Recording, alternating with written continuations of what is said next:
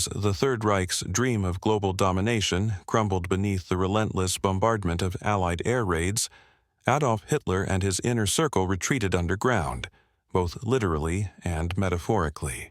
Beneath forests, beneath mountains, beneath entire cities, the Nazis embarked on one of the most ambitious and desperate engineering feats of World War II.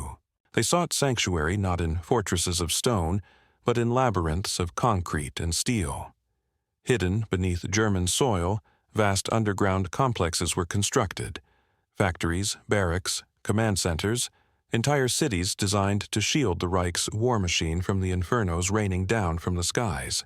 This is the story of how the Nazis built underground cities to survive Allied bombing, and how these subterranean cathedrals of war became the last refuge of a dying regime. The air war that changed everything when the skies turned against the Reich. By 1943, the tide of war had shifted. The Allied strategic bombing campaign, led by the USAF by day and the RAF by night, had turned Germany's industrial heartland into a blazing wasteland.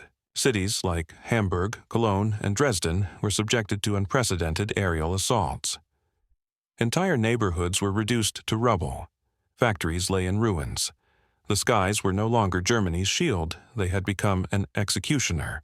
Hitler's vision of blitzkrieg dominance, swift, decisive, and overwhelming, had met its match in the form of relentless, indiscriminate Allied bombing. But the Reich was not ready to surrender. If the skies were lost, the Nazis would seek refuge beneath the earth. General Emil Speidel and the vision of underground resistance. It was in these desperate months that Nazi strategists turned to a radical solution: to relocate critical military production underground. General Emil Speidel and architect Albert Speer, Hitler's Minister of Armaments, spearheaded the plan. The logic was as brutal as it was clear.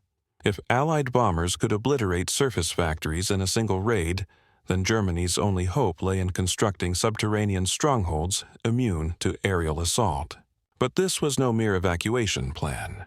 What Speidel envisioned was a parallel Germany, hidden beneath the earth, self-sustaining, impenetrable, capable of continuing the war indefinitely. Factories, airstrips, command bunkers, barracks, entire underground cities of war. And so began one of the largest, forced, labor-driven engineering efforts in history. The hell of Project Reese, the giant awakens beneath the Owl Mountains. In the dense forests of Lower Silesia, nestled within the Owl Mountains, a monstrous project stirred. Project Reese, meaning giant in German, was conceived as a vast underground complex designed to serve as Hitler's final headquarters and a hub for advanced weapon production. Tunnels were bored deep into the mountainside. Massive chambers, some the size of cathedrals, were carved out of solid rock. But the true scale of Project Reese was shrouded in secrecy. To this day, no one knows its full intended purpose. What is known is this: tens of thousands of concentration camp prisoners and forced laborers were worked to death excavating its depths.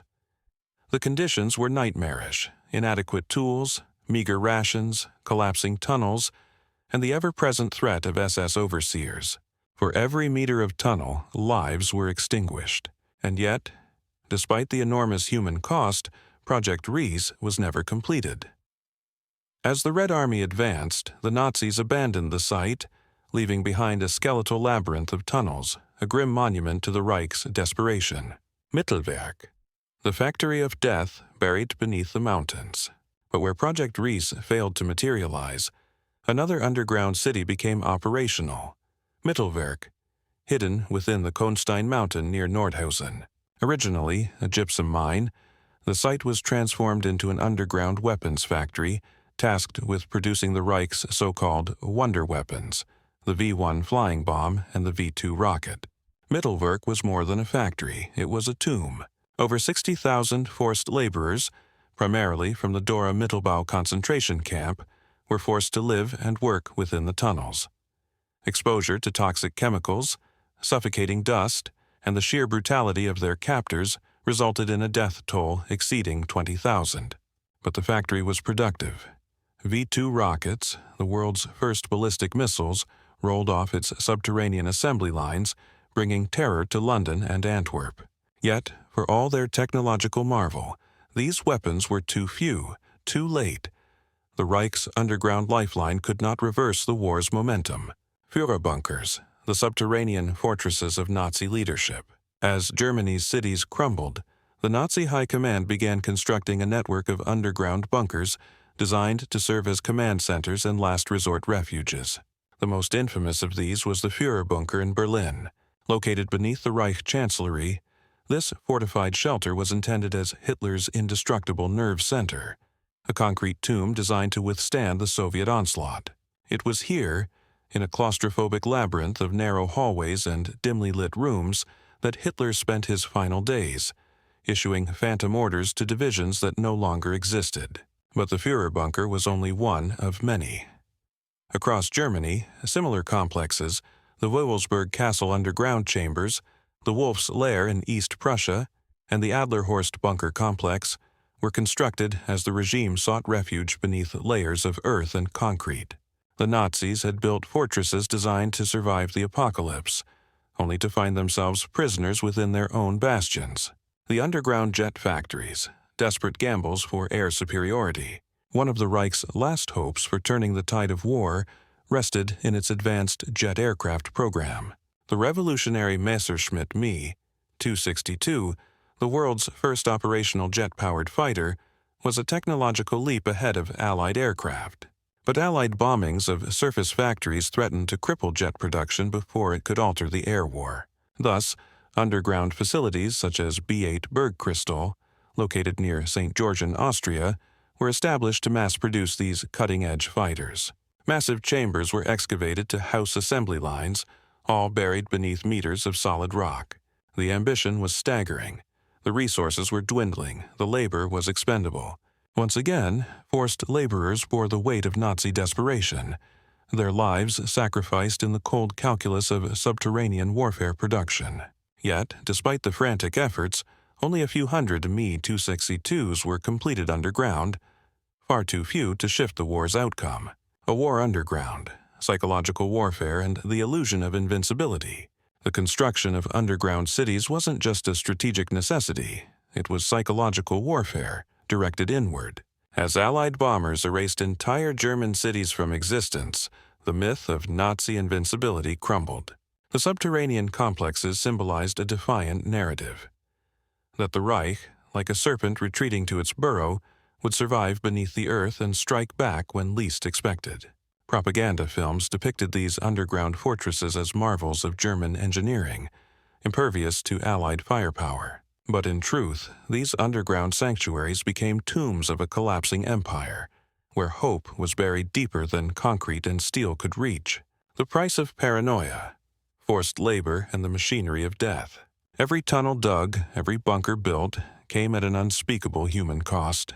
Concentration camp prisoners, political dissidents, and enslaved civilians from occupied territories were worked to death in conditions that defied comprehension. The SS's philosophy was simple. Human life was a resource, no different from concrete or steel, to be consumed in pursuit of the Reich's survival. The underground cities were not just engineering projects.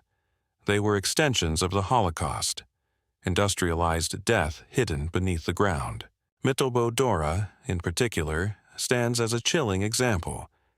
Here, prisoners lived and died in the very tunnels they carved, suffocating amidst the fumes of rocket fuel, their bodies discarded in shallow graves when they could no longer labor. The underground cities were built on a foundation of bones. The Third Reich envisioned underground cities as its salvation, impervious sanctuaries from the relentless assault of Allied bombs. But in their depths, the Nazis discovered not refuge, but damnation. The tunnels they carved became tombs. The fortresses they built became prisons, and the lives they consumed in their construction became silent testaments to a regime that believed concrete and steel could shield it from its own downfall. Today, these underground ruins remain, cold, empty, haunted, a labyrinth where echoes of forced laborers still reverberate through the darkness. In the end, the Nazis sought to escape the wrath of the skies by burrowing into the earth. But no bunker, no tunnel, no underground city could shield them from the collapse of their monstrous ambitions. When the bombs fell, they dug deeper. but some evils can never be buried.